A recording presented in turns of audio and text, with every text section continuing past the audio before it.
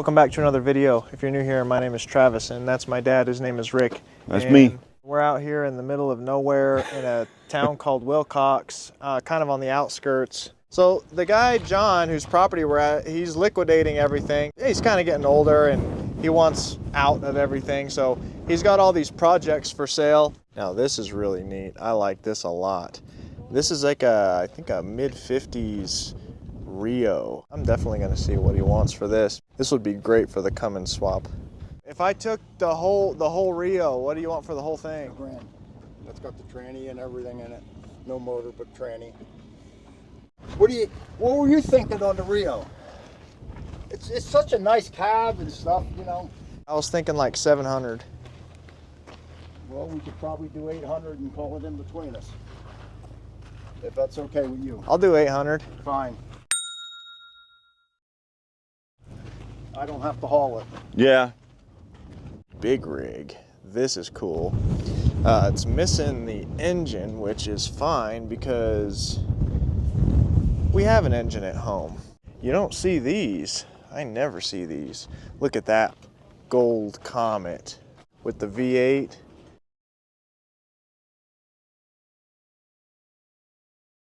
That's cool. Look at those cab lights. The rounded roofs. The rounded roofs on these trucks, and they also had roofs like these on the old Mack trucks. These like domed roofs. I really like the way that looks. The fuel tanks on the side. I can see some potential here. You got your grab handle, running board. Oh, I like this. I like this a lot, guys. Look at the original Rio or REO heater.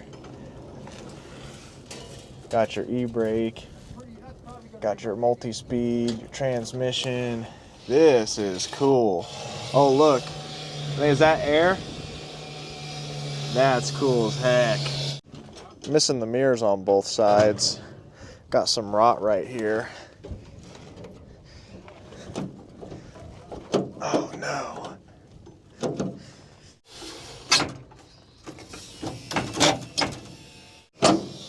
There it is.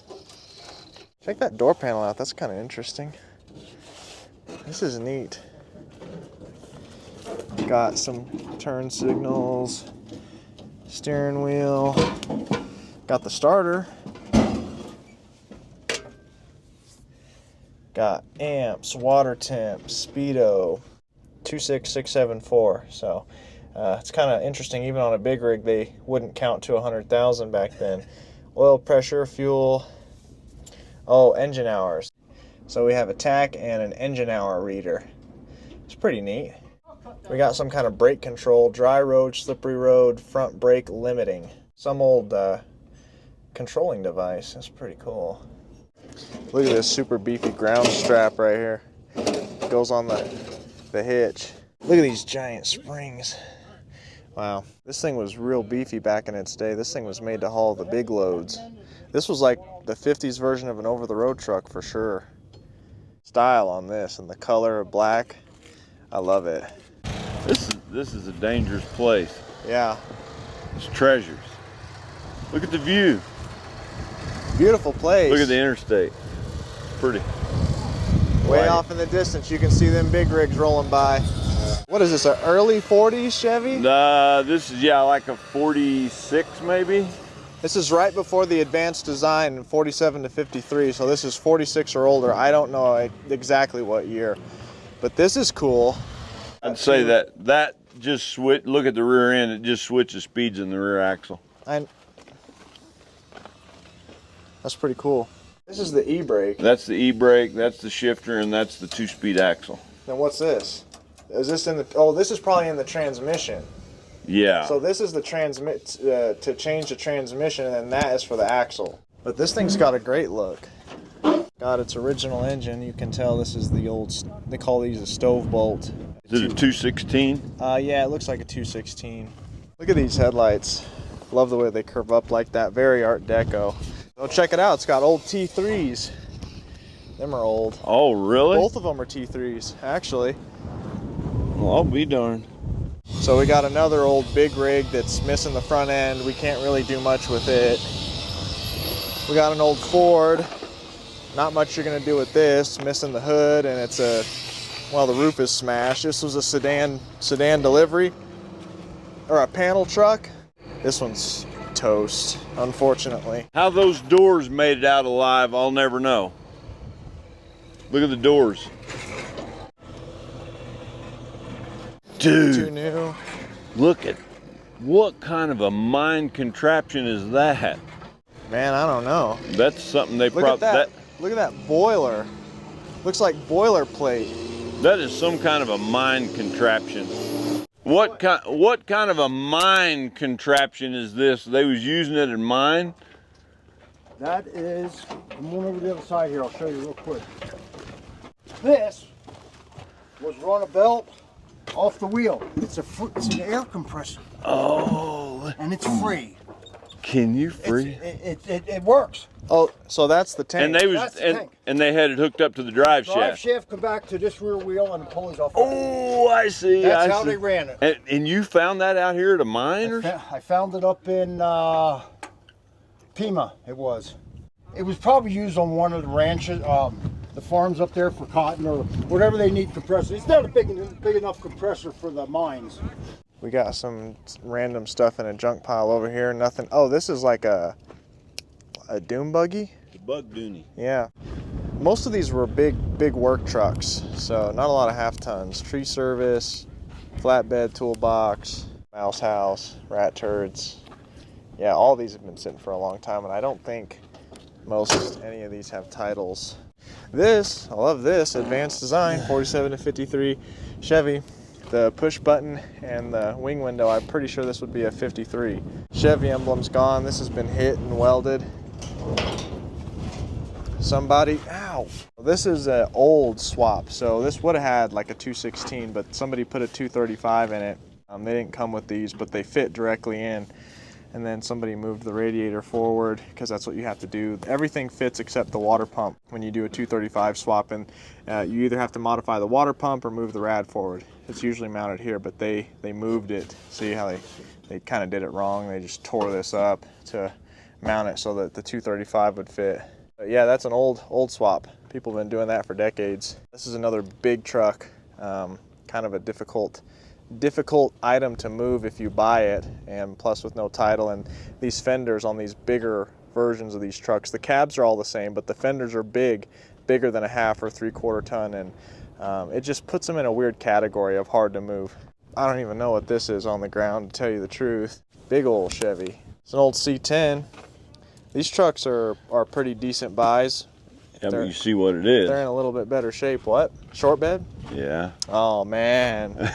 That's what I'm looking at, but it sucks that it's been tore up so bad because look, it's the cab mounts for the doors. Yeah, it was hit hard enough to tear the door mount away from the cab.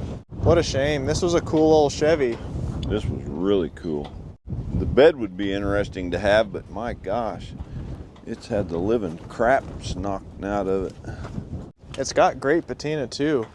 Yeah, it's a shame. Boy, the cab, there's just nothing left on it. I mean, the rockers are knocked in, the doors are gone, the fenders are knocked off of it, the bed's, it's a shame. Yeah. If this was in any kind of better, complete shape, it'd be worth buying. Probably not something we're interested in. I don't know what the heck you'd do with that thing. You could take, just right after Emily has the baby, you guys could go on we go on a family road trip. a family tour. Yeah. Well, I sealed the deal. It's looking like this is our Cummins swap truck. Let's get the trailer whipped around and backed up, and it's going to be a tight squeeze. These tires are real wide, so we'll see how we got to trick it to get on there.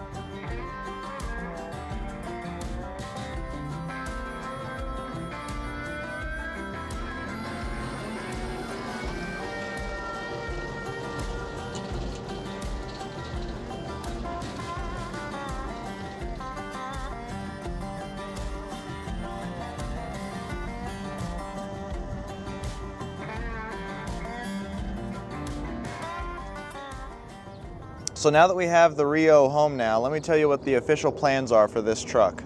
The REO is the perfect candidate because nobody is putting this back on the road. People don't typically restore big rigs.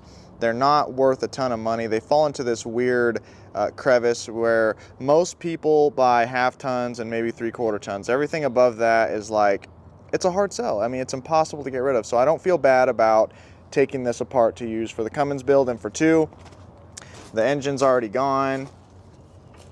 It's got a transmission, but you know, no engine. We have to take the front end off and then the cab to put them on this frame, which is already set up for the Cummins. This is a 2nd gen Cummins frame. I already built the engine in one video. I built the transmission in another video. So what we have to do in this video is mate the two together.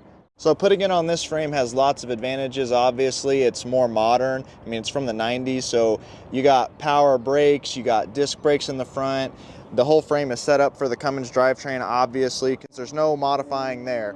But once we get the cab on, we're gonna have to shorten the frame, I think, because it's really long. And if I put some kind of old bed on it just to make it look correct, those beds aren't very long. So I'm assuming this frame is gonna have to be shortened for sure. I do have a rear end that I found. This is a oh man, I can't remember if it's 373 or 350. I think it's 373's posi traction Dodge rear end, also with disc brakes. So we'll have disc brakes all around.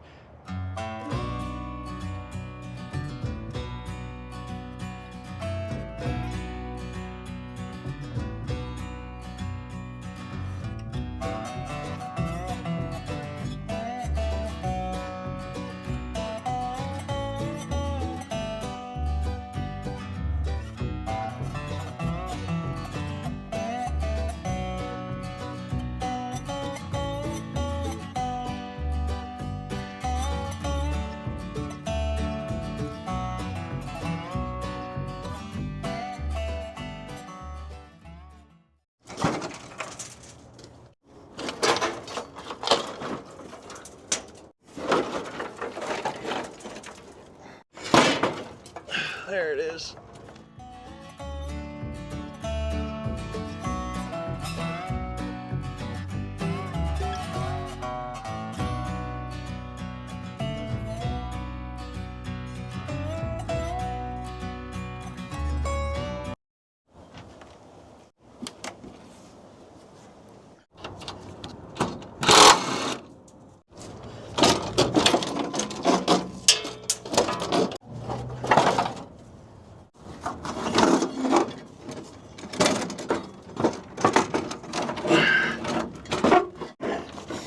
All right, passenger fender off.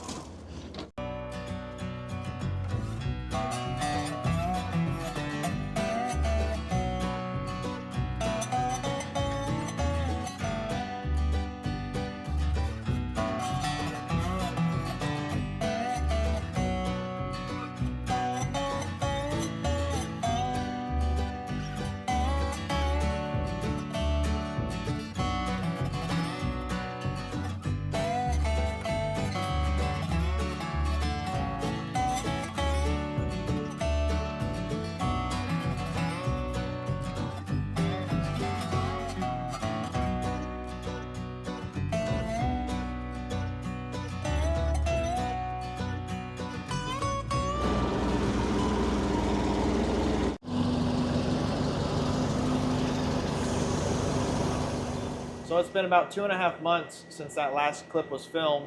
That was filmed April 1st. Now it's June 17th. Our first baby was born April 7th, and then I've done a bunch of videos in between. So we're finally actually getting back to this project, the 600 horsepower project. Let me show you where we're at. We just set the cab on. I didn't mount it yet. It's mock-up, you know, mock-up. It's mock-up time. So the main issue is we can get that bolted to the frame. That's not as hard, but this and this is what's really tough, because in the 90s they had cross-flow radiators. They started using cross-flow, which allowed for a lower hood line. So these radiators are short, but they're real wide, and the intercooler is even wider than the radiator. I want to keep all of this because I don't want to go looking for custom intercoolers, looking for smaller radiators. switching hoses around and modifying all this to fit this. And this is way too narrow because they had downflow radiators back in the 50s. They didn't have crossflow radiators, so they were shorter in width but longer top to bottom. That's why all More the 50s, height. yeah, they're more height. That's why you see all the 50s trucks, they narrow up real bad. Not real bad, but they narrow up a lot in the front because they weren't using crossflow, they were using downflow. So they were utilizing all of this area, not this area. We looked at this, and we could not figure out a way to conjure this up to fit to where it wasn't going to look stupid. Cutting into the hood is not an option to get this to fit. That would look dumb. I even thought about like cutting this off and just using the top of this and then not even using the sides of the hood to clear this, and nothing we came up with was really satisfactory. Won't work. Huh? Won't work. No, it won't work. But I thought about this, and then Dad actually said it. He said, this sounds crazy, but what if we took this whole core support and mounted it somewhere else? And I said, you know what, that's a good idea. There's no way to shorten this. I want the cooling capacity of that big radiator. I want the cooling capacity of the intercooler. So this core support is only mounted with 2 bolts. What if we unbolted it there, took the entire core support off and mounted it right here? Because we measured and we're pretty sure this is the same distance apart as the core support on the front. We're thinking that we're going to move this core support to the back. I don't know how you got a choice if you don't. So when I put this thing up for storage, I don't know why I did this, but I put coolant in it, I filled it up. Maybe because I didn't think I'd be doing this, but gonna drain all the coolant out, unhook the tranny lines, unhook the intercooler, pop those 2 bolts out, and the whole thing just comes out lock, stock, and barrel. It's pretty efficient the way they kind of did it, you know.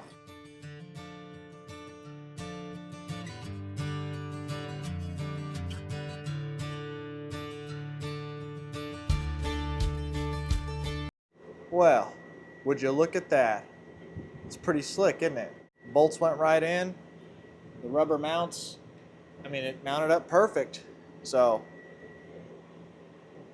may put like some bracket from here to the top to stop it from swaying. So now we have a lot more clearance up front. Took the fan off because obviously we're not going to be needing the fan, and actually gained, I don't know, a few horsepower because the mechanical fan takes horsepower to turn and pull air, so gained a little bit of horsepower from that. And now we're going to see what this looks like on there. And these holes are 45.5 inches apart, and we measured in these 2 holes are 45.5 inches apart. Be careful, don't get your fingers. Okay.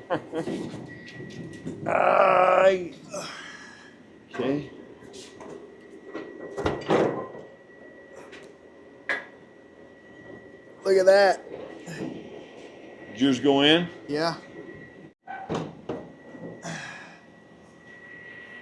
So now let's measure and see if we're going to be able to get enough forwards of the cab before it hits the motor. I mean, I think. Look at that. Now, so measure that distance. From here,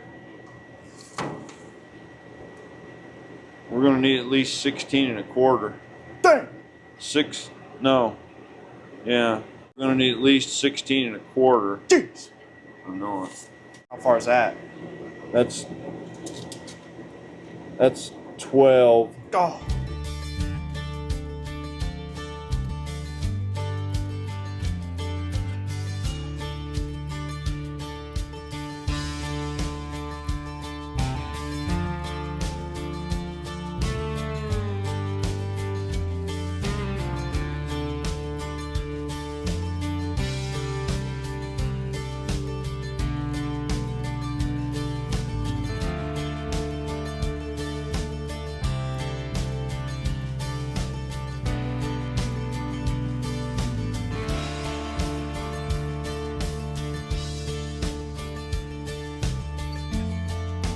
Finished vacuuming out the cab last night, took it out this morning and pressure washed it really good. Got some more stuff out from under the dash and from behind in these corners here. One step closer to having a bare cab to work with. something we thought about was moving this cab forward, whatever it is. If we move it forward that amount of space, we're going to have to start cutting into the firewall and cutting a tunnel cover, or cutting a tunnel for the transmission. So what we were thinking about doing was trying to move both of them to make them meet, because there's about 7 inches between here and the front of the engine. The curvature of the hood is actually a little further forward than the tire. So I'm thinking if we cut these mounts, move this whole thing back maybe 6 inches, and then move the cab forward another 6 inches, we could get away with not cutting into the firewall. I also want to start removing stuff from the cab. These are going to go because they're really in the way. I've hit my head on them about 1,000,000 times. I'm going to have to take all the stuff off the front of here.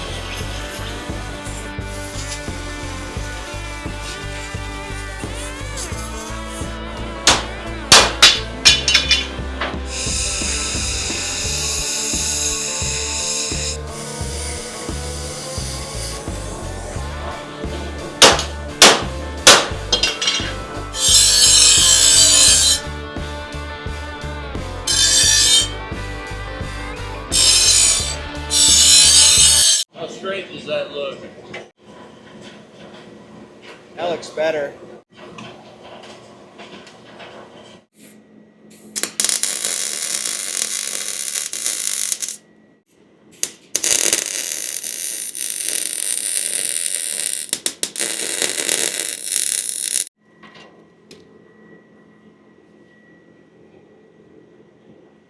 Once we go all the way around that thing and boom, boom, boom, I mean, that thing's pretty good.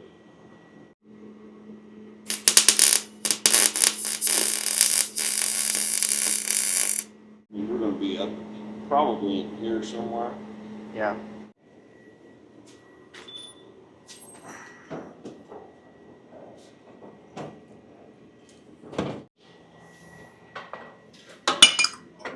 Now that we have these plates tacked on, we're jacking the cab up on either side. It needs to shift this way, and we need to put it forward. Yeah, I mean, I'm not sure what's stopping us from moving.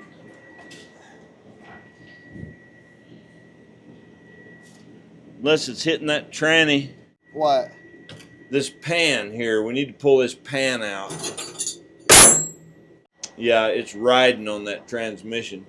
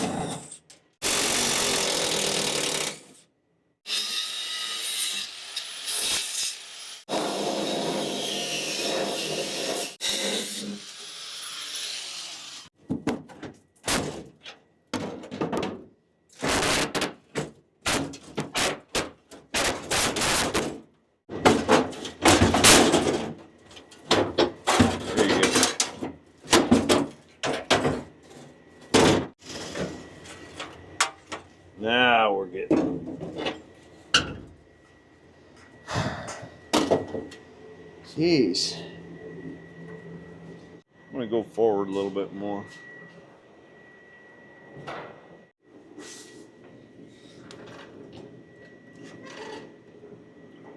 Well, I think I think that for some reason the fulcrum of the crack cab, it needs to be more forward. So it lifts it even. There must be more weight in the front. Huh. Wait. Yep. All right. Nope. Hood's latched. You gonna go ahead and latch that side over there? I can't. Cab's got to go forward more. There it is. Look at that. Hood's latched. See now, so now we need to find out, see where, I know we're crooked up here. You want to set it on a jack so you're not having to sit there and hold it?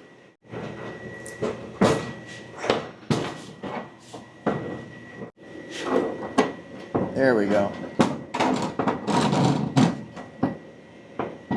Push it forward. All right, can you hold it up like that? Yeah. So what was going on here? How come this looks like it has a gap in it? Let me put a jack underneath that. Was the fender, it was probably up. So here. I didn't know. All right, so we're trying to get this fender mocked up. We got 2 bolts in here holding it on for the factory. So this is accurate. Then we kind of got it wrapped around this hood. This is not accurate because I have it set down right now because I'm already pre-drilling holes. So we thought about self-tappers, and then we said, well, there's going to be a lot of force on this fender and bouncing and everything, and we're actually going to shorten the width of this, but that's for later. So we needed something a little more durable, and I bought this kit from Harbor Freight. This is not sponsored, by the way, but I do like Harbor Freight. They're pretty convenient, I'm not going to lie. So they're rivet nuts. So we drill in holes, put this in there, rivet it in, so then the fenders will be removable, and it'll be like a threaded insert. So I've never used these before. Okay.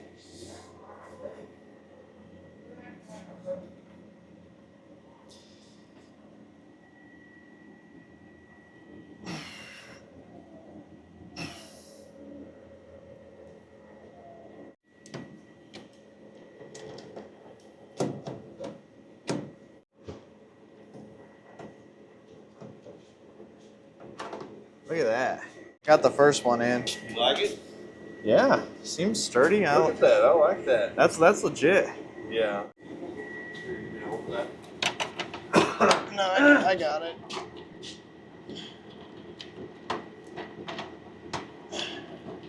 Look at that. What's that? I like that. Yeah, That's legit. Yeah, it's not. Okay, so I got my other 3 holes drilled, and I gotta be honest, I gotta give a shout out to these friggin' step drills. Again, this is not sponsored, but every time I think these things are gonna be dull, this thing always works. I've beat the daylights out of this step drill.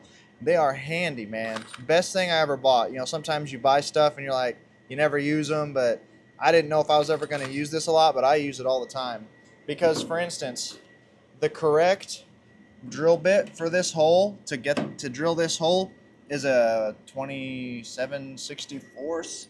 This bit right here is the technical bit. 27/64. Doesn't fit in the chuck of my drill. Just slam the step drill in there, and I can go way bigger than that drill, you know? Then you're stuck looking for a drill that has a bigger chuck on it and all that. Yeah, I like those step drills. When that thing goes out, I'm gonna get another one because I like them a lot. Look at that. Isn't that legit? That's professional. That's what we are here. I'm a professional.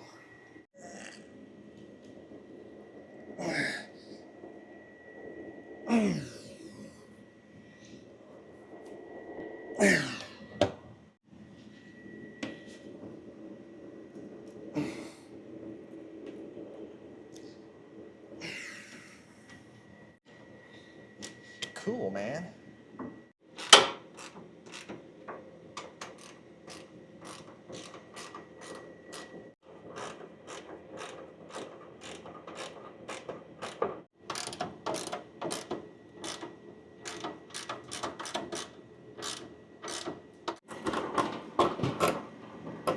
That's pretty good, huh? Ready for the bolt, or you need me to go higher? I think that's pretty good.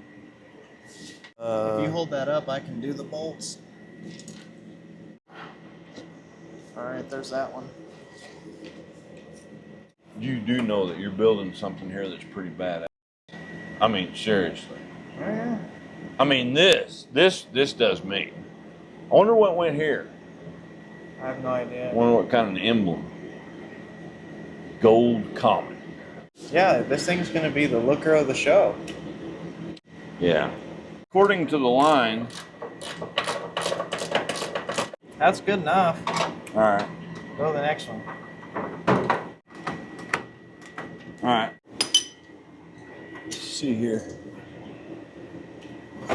All right. It's pretty much about what the other one did. You don't want it touching that, do you? You want it down? Oh, okay. This There it looks is. pretty good right here. All right. I'll pre-drill my holes and then put my right. nut zerts in, and we'll have this one mounted on. Yeah. Okay, both the fenders are bolted on. I'm gonna undo the hood latches and see if the hood opens.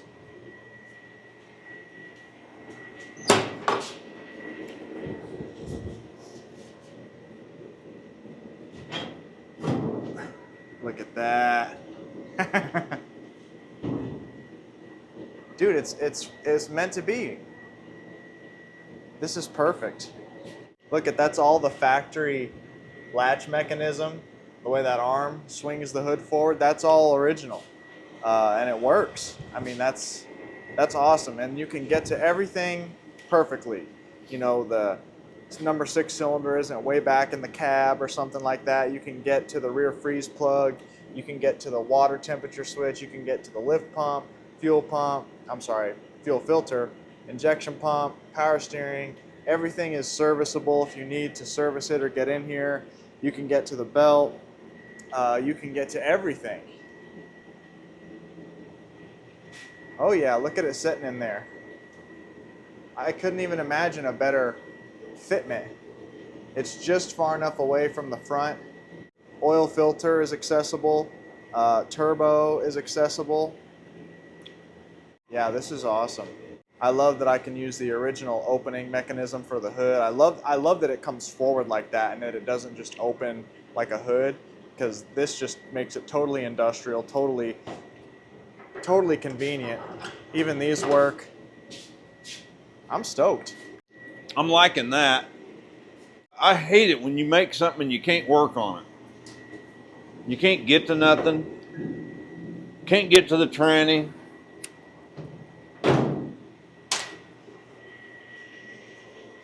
Fits with the cab, all the body lines on the cab. Mint. After you cut these off, I think we can flip them. Yeah. Put one on one side and that one over here. That'll get the angle of the dangle going the other way. That'll work, huh? What we're doing right now is we're trying to mount this cab up correctly, and we're just working through it. And we have Jerry over here who builds a lot of rat rods, and he does stuff like this all the time, whereas we do this once in a blue moon, almost never. So got him over here because he's got the brains for this type of stuff. And Little as they are. So what we figured out in the cab situation is these are the factory cab mounts right here, and we're going to utilize this hole, and we have a piece of angle iron that we bolted to it right here. So we're going to weld the angle iron to the frame and then have it bolted to the cab. You can see under here, here's the piece of angle, 2-inch angle. So that solves the problem up front. Hey, if Rio could mount it with those holes, We sure can. we sure can. Yeah, and that's how they did it from the factory. Yeah, that's perfect. That hour meter in there is almost at 100,000. What did it have, an hour meter instead of an odometer? Had both. It had both. It had both. So that's a lot of miles. What was this? What was this originally? Was it like a crane, a tow truck, a water truck? It was a big rig. It had a fifth wheel hitch. Yeah, it had a giant fifth wheel hitch on the back. I kept the tag. It said Fontaine, like made in New Jersey or whatever. The tag on the fifth wheel is really cool. That's cool. Now it's just going to be a shredder. Yeah. Like what Jerry was just saying, there's really no way to utilize this where it is because it's just in the air. So I'm going to get my plasma cutter, cut it around here. We're going to take them, move them forward, but we're going to reverse them. So this one's going to go on that side and that one's going to go on this side, because instead of pointing this way, it's going to be pointing this way. Once you mirror these, bring them forward, we'll bolt it to the cab first, and then wherever it lands on the frame, we'll buzz it in with the welder on the frame.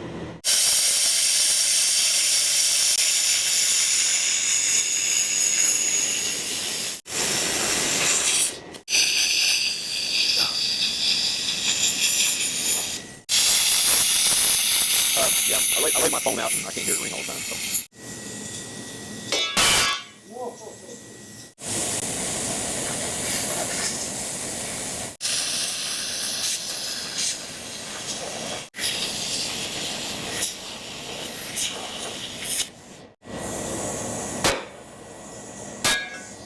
There it is. So right now Jerry's marking out this 4x4 piece of square tubing because we need that extra height on the bottom of the cab. We need to make a plate, like a lift plate, because the cab is too high up for the mounts.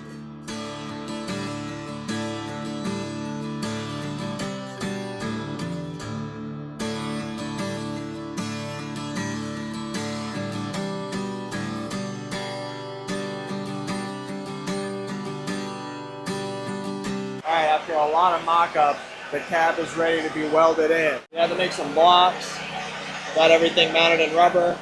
I'm about to burn these in.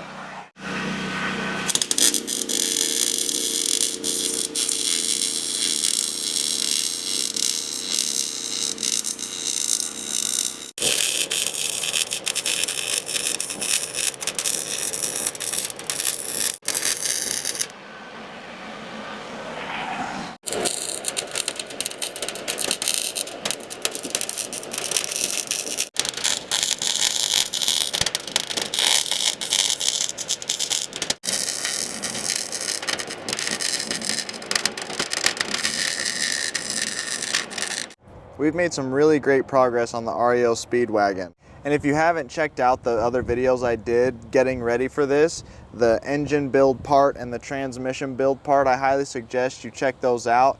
Super informational, super educational for me and for you. I mean, I'd never done horsepower stuff before on an engine, and I picked a diesel because I love 12 valves, but also not a lot of people do diesels. I feel like everybody does gas engines. No hate to people that hop up V8s and everything like that, not at all.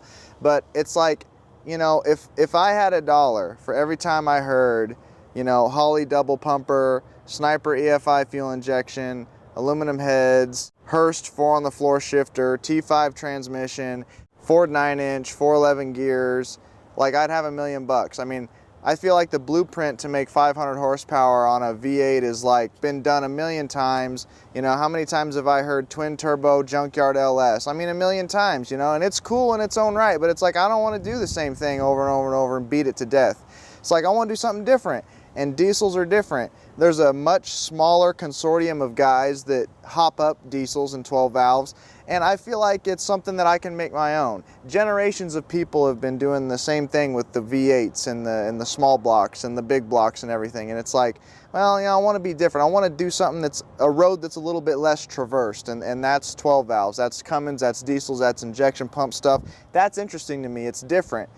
But right now, I want to work on another pet project of mine. You guys know I love gas and oil stuff. I love pole signs, and I just got 2 pole signs delivered to me that I want to put together. So let's go ahead and put those together. So I bought these. I had them delivered, but they're not together yet. So they look like this, pretty much. So these were the signs that were out front of gas stations in the 20s, 30s, 40s, 50s, 60s. This one is complete. You can see right here, there's the base, comes up. This one's a side mount. This one hangs off to the side. This one is a center mount where it comes up, and then it has the ring right here. Then this Texaco sign goes right there. And then these two just got delivered to me. So this is a two-piece one. So that is the pole, and this is the ring, and it bolts to there. Yeah. And then this is another banjo pole right here. Comes up, it's 18 feet, and then I have a Texaco sign to go in there.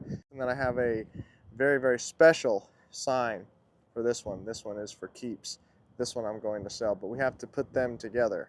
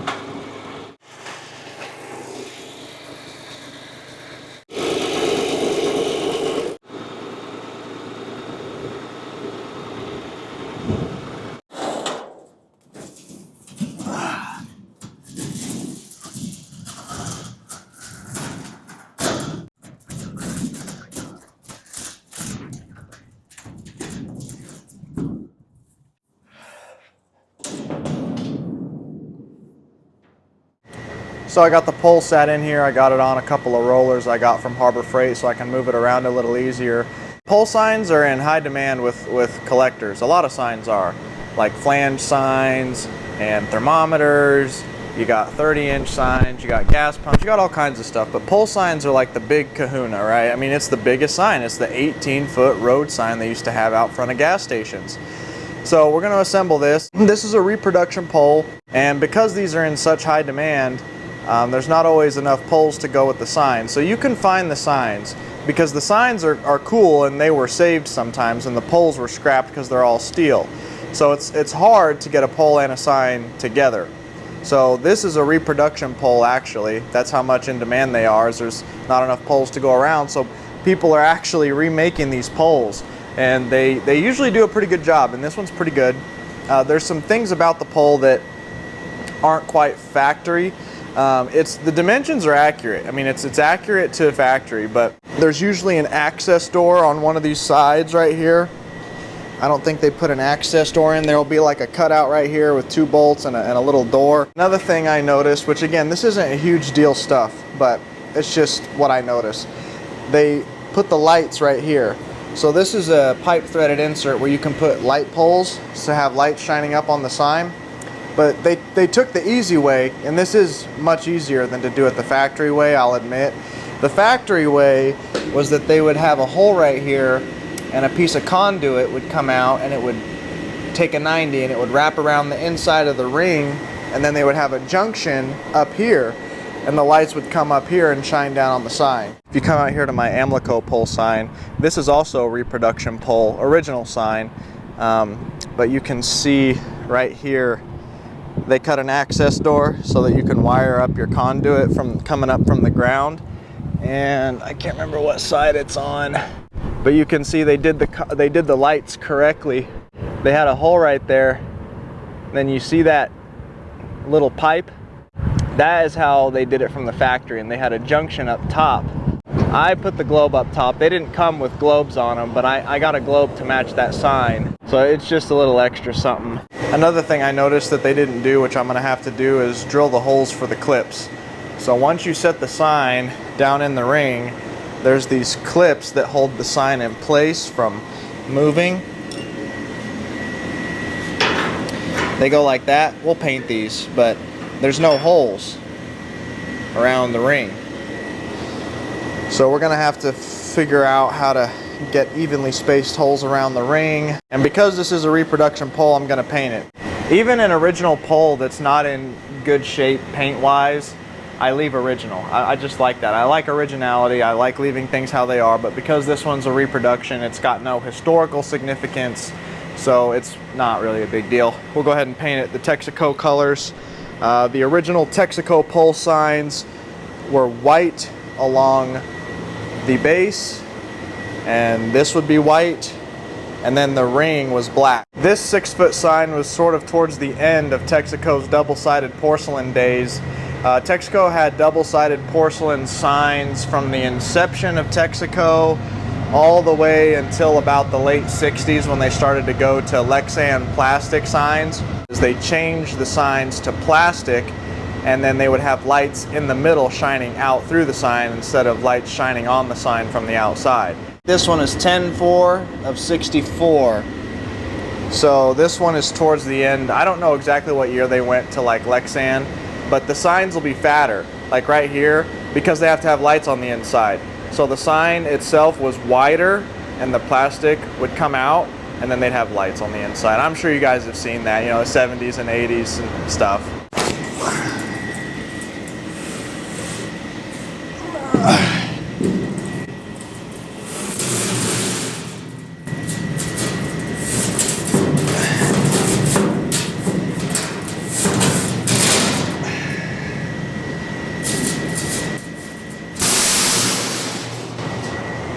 I've had rings before where you can't tell from the outside looking at it, but the sign won't fit because the ring's bent. So in order to get the holes on that drilled correctly, and obviously they would have drilled these holes from the factory, and I know these are perfect because, you know, it's from the factory.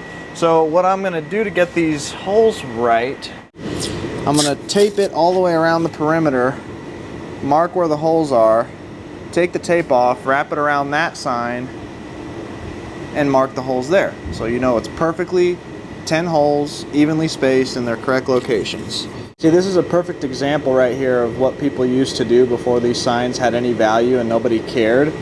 So they'd run into this when they were taking the sign down from the gas station originally, like back in the 50s, you know. Some of these signs were old even in the 50s and 60s.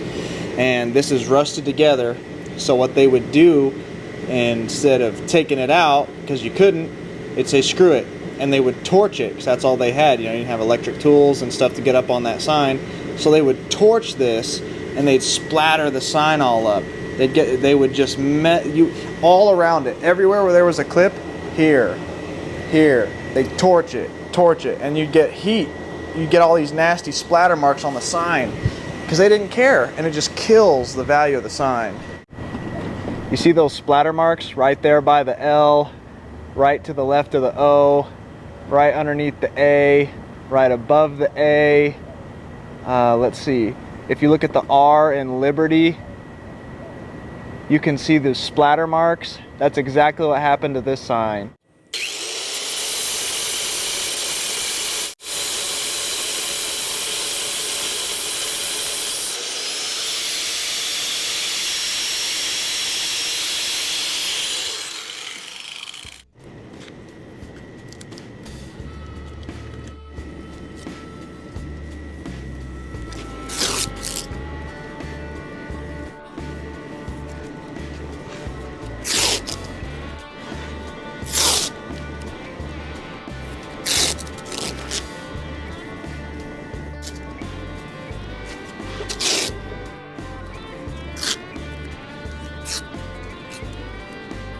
Should be 10.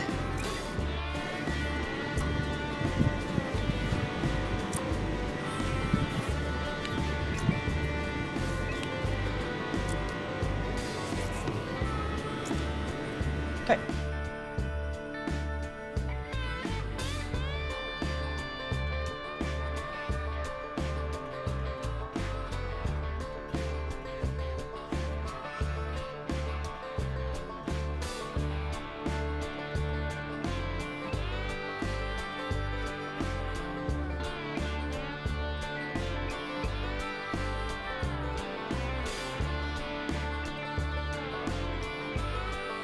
So I got all the holes drilled around the perimeter of the ring. These two were a little more difficult because can't get to them from the other side with a nut. So I had to drill them and tap them with a 3/8, so you can just screw a bolt into there. So now what I want to do is flip this sign out of the pole, put the pole over here and flip it up kind of on its side so that I can get some paint on it.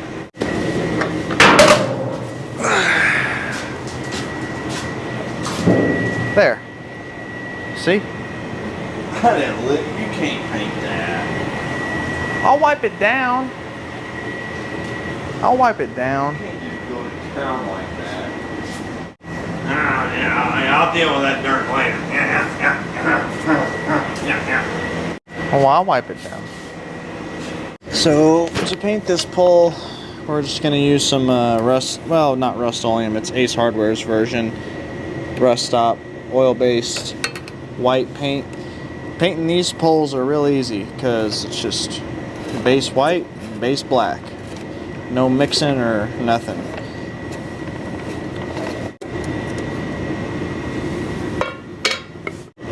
Plus, doing it this way is a lot easier than, well, any other way you can think of. There's some guys that they'll take these poles, original ones, and they'll sandblast them and have them powder coated, and that's just a big old long expensive process I don't really feel like doing. I also don't feel like getting the gun out, the car paint gun, and wire wheeling it and sanding it all perfect, and then getting the mask out, and then you spray it out of a gun, and then you get angry if there's any dust in it or specks in it or whatever. So just slather it on with a brush. Look at my Emlico pole out there. The thing looks friggin' beautiful. The thing is just a total showstopper, and I painted it just like this, so it's not a big deal.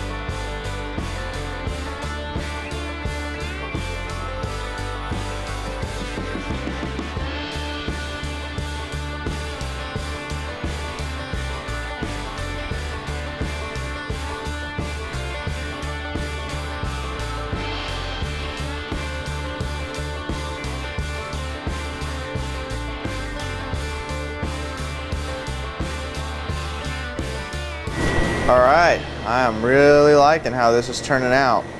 I put 2 coats on it, which is about enough to cover it up, make it look good. I'm going to crack the black paint out right now.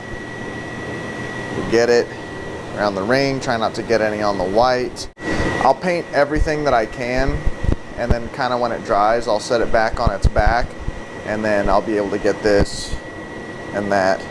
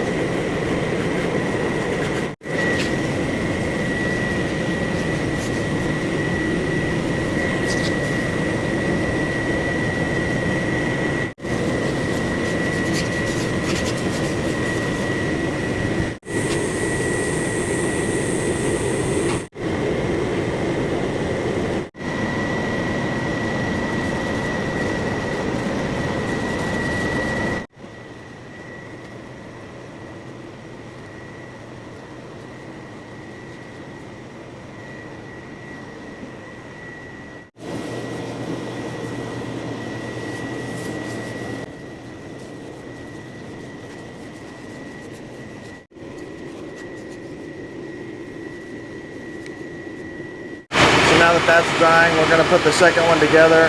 I have this top piece on rollers. I have the bottom post right here. We're going to put this one on a roller so we can push it up in here and roll it around easier.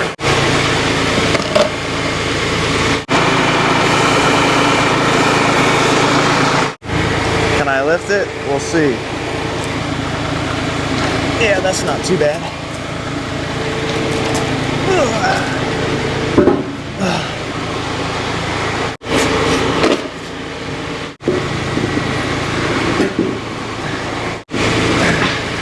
Okay, I haven't showed you guys the sign yet on purpose because it's really cool. It's insane. I'm gonna go get it.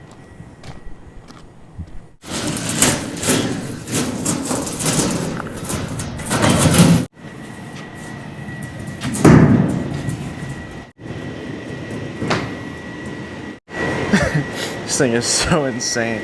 I can't believe I actually found one of these. Ladies and gentlemen, I present to you the Lion on the Rock. This is an exceedingly hard sign to find. I was been looking for a year and 4 months or something like that for this sign. I found a few in that time, but they were way too expensive. They're either not for sale or they're crazy expensive. And I had to pay up for this one too. I did not get this for free by any means, but I paid for it what I felt like was a fair deal. It's like a man who stands alone and gives it all he's got. Speaks to me in so many ways. I love this sign. I love the colors. So I did something stupid and I made a mistake. I cut these off yesterday because I didn't understand why they were there. These nubs, I said, well, when the sign sits on it, it's going to keep the sign out. You gotta put the clips on it, and this is going to keep the sign up in the air. Well, the sign is a little bit smaller than the ring. This is a 71.5-inch sign, and then this is a little bit bigger. This is like 72 and something. So actually, you see that gap all the way around the perimeter? If I move the sign too far in one direction, the sign falls through the hole. So now I know why those were there. Stupid. These are here to hold the sign up so that it can't work its way down and pop down in the top. So I'm gonna have to re-weld those pegs on there.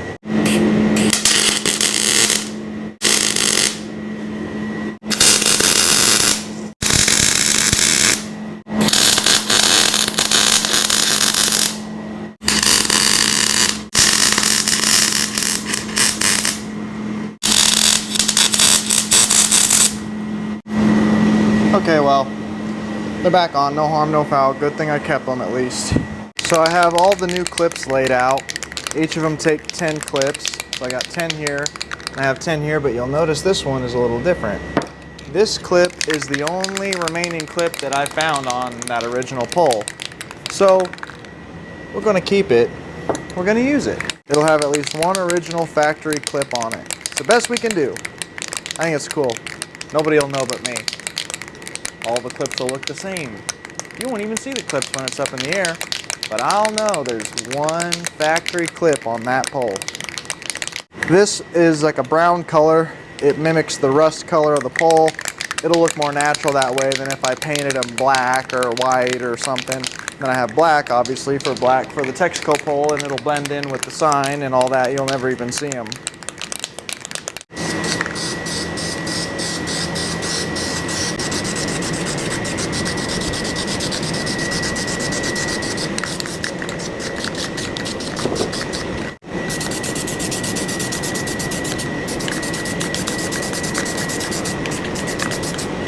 So I've got the sign positioned pretty much where I want it. It's pretty even around the ring. So when I put the clips on, you can't move the sign. It's hard to really figure these, because you can put the sign in crooked, and there's not a mark to tell you where direct center is. So you got to eyeball it. We'll put one of the original clips down at the bottom. Or the only original clip, I should say.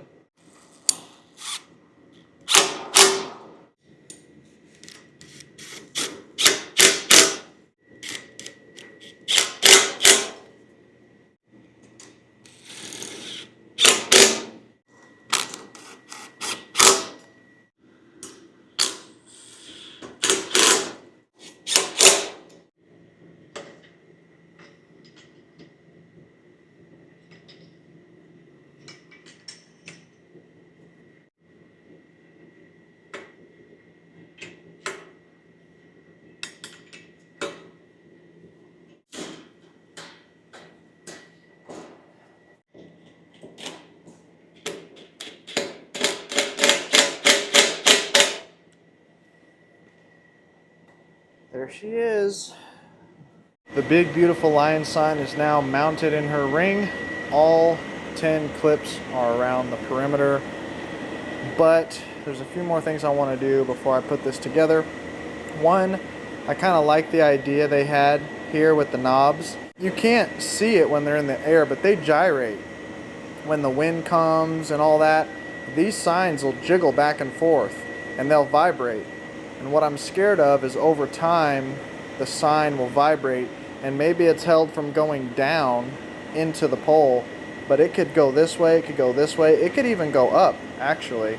So I think what I'm gonna do, I don't know why they did this. I've never seen a ring like this. Usually they fit in the rings pretty snug and you don't have to do anything. They can't come out of the ring. For some reason this one is that way. And this sign is not cut down. You can see this ring right here, this paint ring, whatever sign was in it was the same size. So it was the small. So I'm gonna weld nuts here, on the other side, directly at the top, so that no matter what, obviously the sign can't come forward out, and it cannot jiggle its way out of the pole. Imagine this sign, you know, it's 18 feet in the air, and then it comes off, you know, and you can see a piece of sky coming through one side. Then you have to unloosen all the clips, push it back, and then you risk turning it, and it's cockeyed. I don't want to deal with it.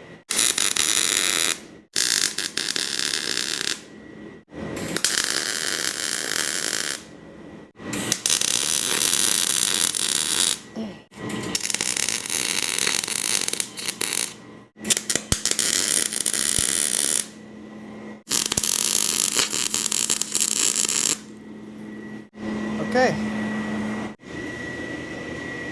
Now I would love to bolt the bottom to the top and just be done with it, but it can never be that easy. So some guys hang these up and they don't put any lights on them or nothing. They put them together, they put them up, and that's good enough. But to me, to make the sign come alive, you need lights. Gotta have lights, dude. So that's always the most annoying part of these, is the lights. So I looked up in the top here, and this was actually loose, which I'm glad it was, because if it wasn't, getting these off is really tough. So there's your leads right there. Alright. Like I showed you earlier, the conduit runs on the inside of the ring on the other side.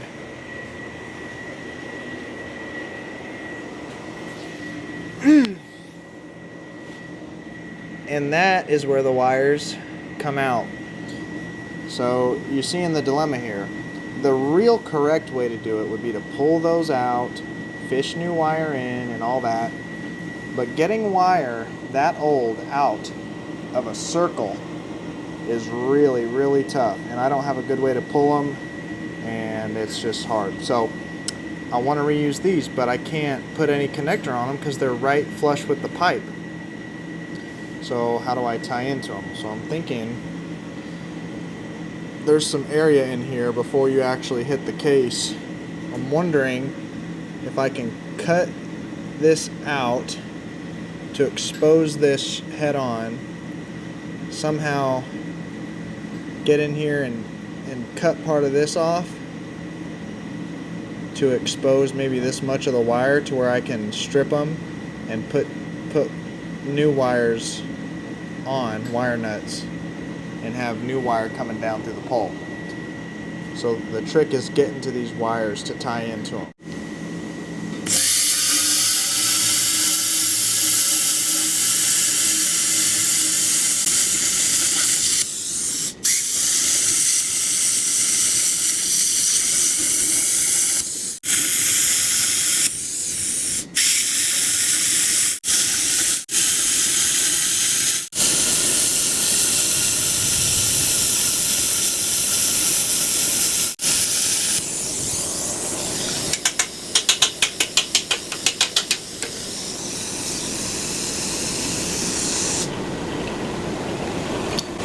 Boom! Now you can see that sucker. There you go, got a nice wide view of it. Maybe we can do something now. So I went and bought this tool hoping I could use it in here so that I wouldn't have to try and get the cutter in there, because you risk cutting the wires, and this is not going to fit. So what I had to do was get in here with a pry bar, pry this pipe this way and up to get it more in the middle. So we're just going to try and have to cut around it as much as we can and really, really work hard not to cut these wires.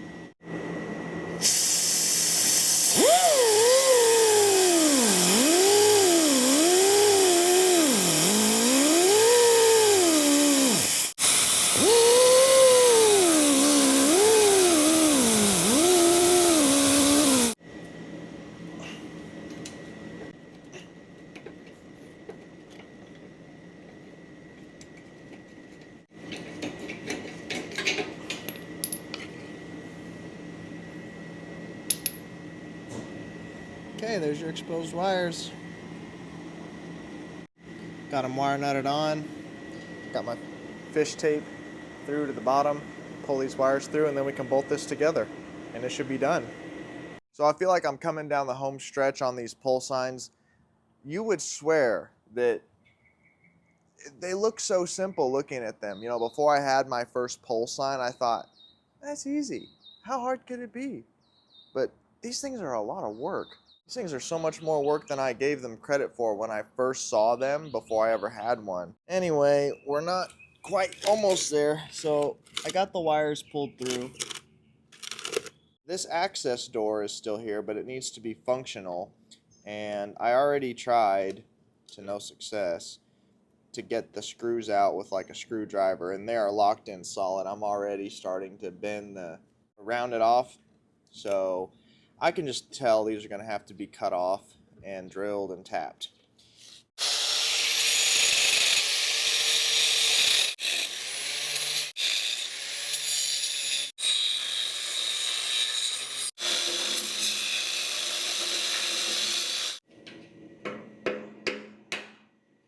How long do you think it's been since this has been off? Many years.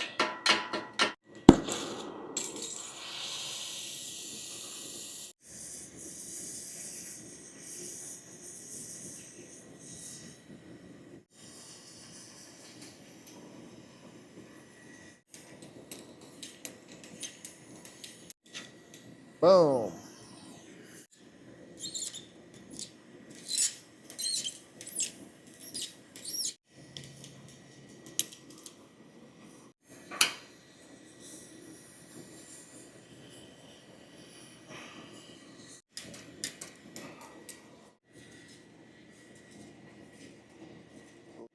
Boom. Got them all out without breaking them. What do you know about that? Go ahead and tap the holes, make sure they're nice and fresh for new screws.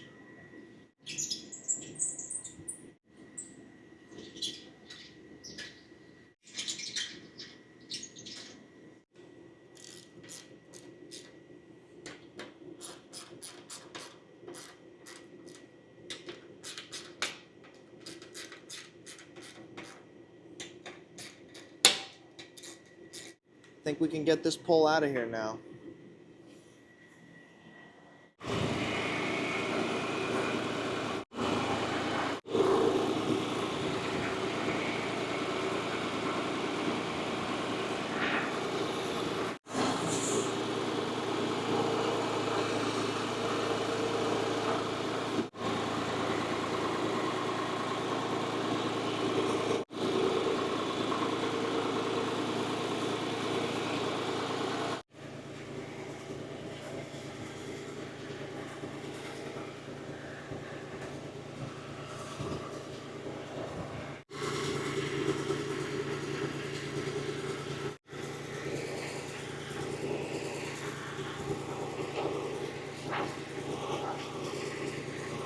Back to trying to finish up the Texaco. We're trying to clean the sign off as much as possible.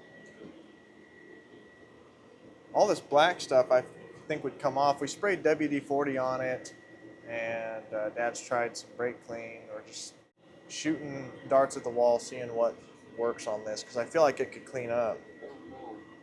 I mean,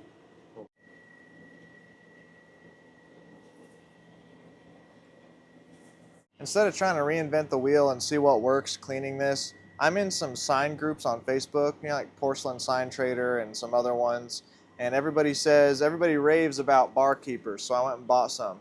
Barkeeper's Friend cleanser, they say that, you know, Barkeepers does real good, and to use the green side of the scrubby on the Scotch Brite, you know, like kitchen pad. So we're gonna try Barkeepers, and we'll see how it works. So I'll just pick a spot, I guess, maybe around the perimeter here. Some of these scratches.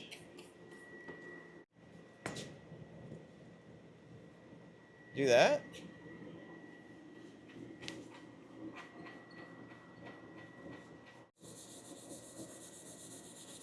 Yeah. I'll be dang. Yeah, it's coming off. Yeah, I'm happy with that. I like that.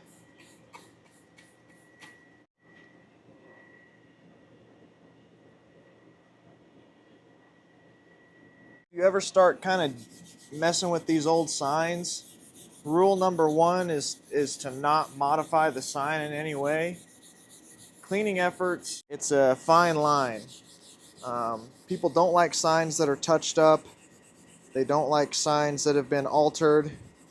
But if you can take a sign like this that's got some stuff on it and clean it off without hurting or altering or changing the sign, I think, and it's sort of accepted, that that adds value.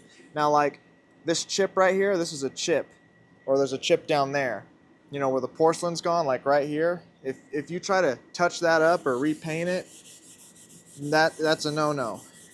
You never want to do that. This totally adds value to the sign. It brings out the originality. I'm not changing it in any way. So I'm so happy with those results. That is so cool. Now we just got to do it to the entire thing.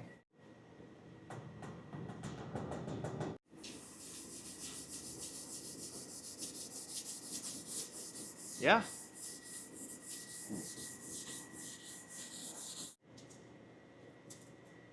Oopsies.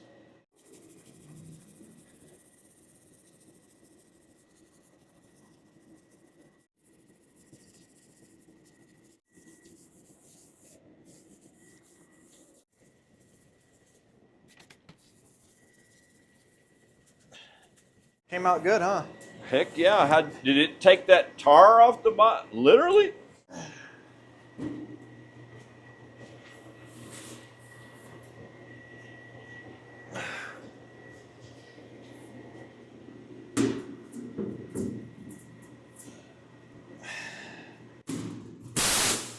She's done. I got the light put on it. I got it wired. I fish taped the wire all the way down to the bottom here. So whenever you put it up, it's ready for lights. I got all the clips around it. All 10 clips are around the perimeter. Cleaned the sign both sides with the Barkeepers. Came out freaking immaculate for a sign this old. Looks absolutely beautiful. Nice piece to go up at a house. Some people are restoring stations. Some people put them out in front of their businesses as a display to come on in. Grabs the attention. This is a really nice one. So I think that's where we're going to go ahead and end this video. Got tons of stuff done on the Cummins build. Put together a few pole signs. I got to get this out of here so I can get another truck in here to make another video on for you guys, because the content machine just never ends around here. Bought an 81 Ford extended cab pick-em-up truck with a 351 modified. It's a 6.6 liter. It's a 403, I think, technically. But it was in a fire. The truck looks really good, but the engine was in an engine fire. That's why they kept driving it. So I'll show you guys a sneak peek of that. So I picked this up for $1,000, which I think was a pretty good deal. This is an 81. This is what they call the bullnose Fords, and it's in pretty good shape. Pretty rust-free, pretty straight body. It's got most all of its trim. They were driving it, so it's not in terrible shape. All the lights are there, the interior's there. It's just had a little bit of age and weather from use, but still, I'd say this is in pretty good condition considering. I've never heard this run. I took some stuff off already. I'm already partway through the video, but The distributor got smoked. The fire happened right here. It has an electric fuel pump, and when the fuel line split going to the carb, it just pissed fuel all over it, and then it lit up, and then it burned a bunch of hoses and wiring and stuff. So we're gonna fix that, get this thing road ready again. Thank you all for watching, truly. We're at 191,000 subscribers, really close to 200,000, which is awesome. Thank you guys for the support in your views, the support in your watching all the way, and commenting, and all the feedback. Dad and I always really appreciate it. And remember, Duct Tape Drags, Tucson Dragway, October 17th and 18th. Be there or be square. Coming in hot. This Cummins build will be done by then. Trying everything I can to get it done. It's been a lot harder of a project than I thought. It's just taken a lot more time. Months and months it took me to find a good body. That's where the time went. And now it's piecing it together and getting everything to fit. That's what the dealio is. So anyway, guys, thanks again, and we'll see you in the next one.